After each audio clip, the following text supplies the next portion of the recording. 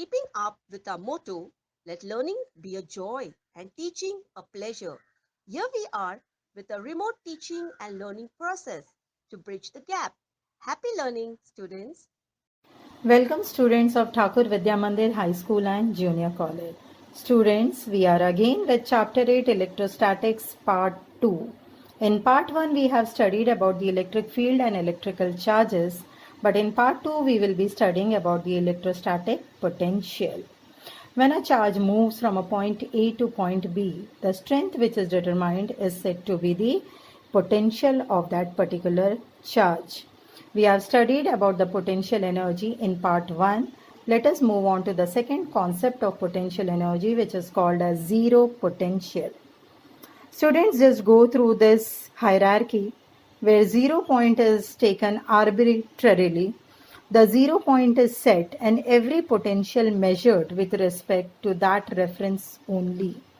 If I talk about the zero potential, in case of a point charge, the zero potential is set at infinity. And for electrical circuits, the earth is usually taken as the zero potential.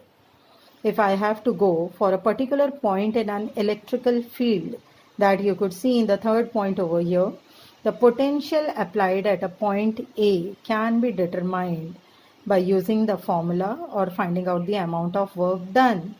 It is the amount of the work done in bringing the charge from infinity to point A. Let us cite an example which shows the electric potential due to a point charge. Students, in this diagram you could see a positive charge plus Q is brought from infinity to a point A. When I see that this small charge could be moved further from n to m, it is represented by the distance travelled, that is dx.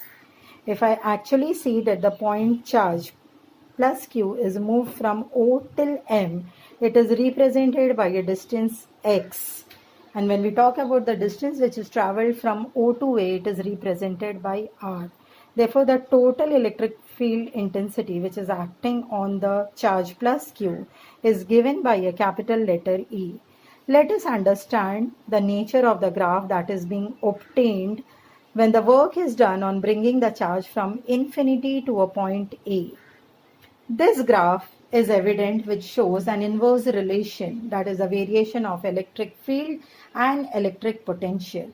Electric field is represented by a dark bold purple line which is showing the inverse relation E is proportional to 1 by r square, and the electric potential, that is the capital V, again showing an inverse relation 1 by r, which is denoted by a red dotted line. Let us move on to the derivation of electric potential due to a point charge. The electric force which is acting on moving a unit positive charge is given by capital F equals 1 upon 4 pi epsilon naught multiplied by q upon x square. The amount of the work which is done in bringing this charge is denoted by dw is equal to negative F multiplied by dx. Therefore, the total work in displacing the unit positive charge is W, which is integral of minus F dx. When I integrate the students, it is very clearly stated in your textbook page number 191, and on integration with a few steps we get the electrostatic potential, which is equivalent to capital V, equivalent to the amount of the work done in bringing the charge from infinity to a particular point, and it is finally represented by the formula Q divided by 4 pi epsilon naught. This covers up our derivation for the electric potential due to a point charge. The second example of the electric potential due to an electric dipole is mentioned out here in the diagram in front of you all. Students, when you go through this diagram, you could see a dipole axis. Let us understand what you mean by dipole. The line joining the centers of the two charges is called as dipole axis. The two charges represented by capital letter A, which is a positive charge represented as plus Q, and capital letter B representing a negative charge with a minus Q. A straight line drawn to the axis and passing through the center of the electric dipole is called as the equator of the dipole. Let C be any point near the electric dipole at a distance r from the center O, which is inclined at an angle theta with the axis of the dipole. Therefore, r1 and r2 are the distances of the charges plus q and minus q respectively. When I move on to the derivation part of this diagram, let's begin on with the first statement. Let C be any point near the electric dipole at a distance r from the center O inclined at an angle theta. With the axis of this dipole, the distance of the charges are represented by r1 and r2 respectively. So when I try to write down the potential of the charge plus q at A, it is written as V1 is equal to plus q divided by 4 pi epsilon naught R1, and similarly minus q is represented as V2 is equal to minus q divided by 4 pi epsilon naught R2. Thus, the potential at the C due to the dipole is given as Vc, which is a cumulative addition of V1 plus V2. When I go on with the further addition of these charges, as it is evident from your textbook page number 192, a few steps involved in the derivation gives you a final value of Vc as q divided by 4 pi epsilon naught. Within a bracket, it is 1 upon r1 minus 1 upon r2. Thus, we come on to the derivational part of the electric potential of the charges due to an electrical dipole. The potential at any point on the equatorial line of this dipole is represented by a value which is called as 0.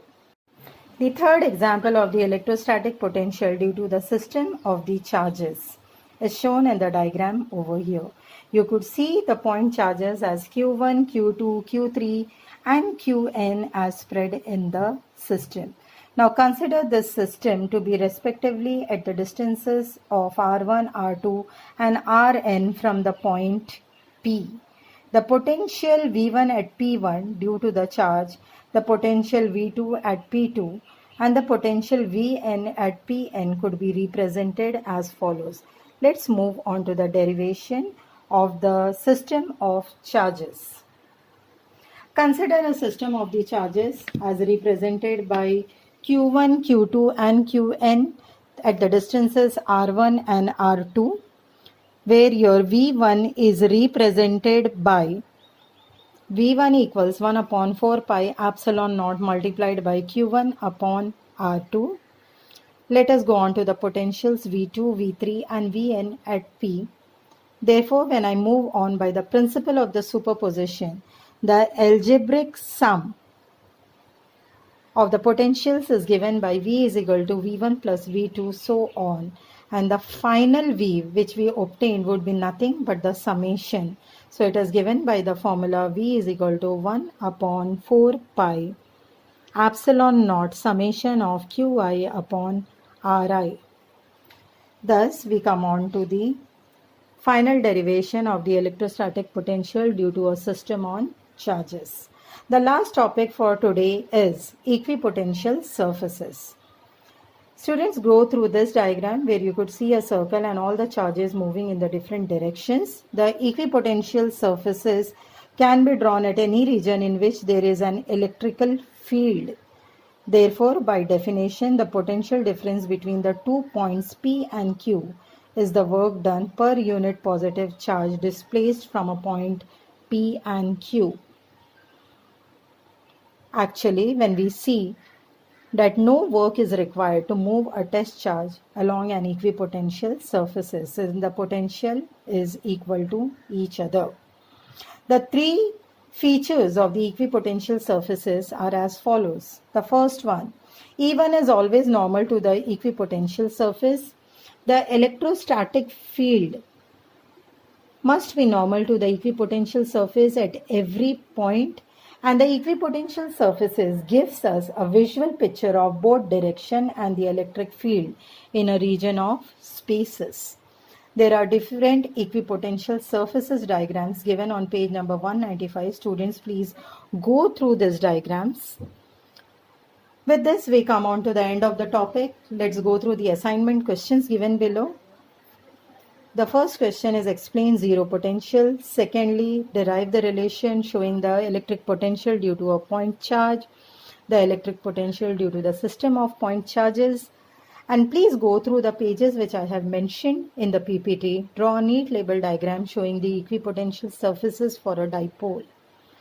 For the reference, once again the same e-textbook link mentioned out here. Go through all the topics and prepare your notes. Thank you, students.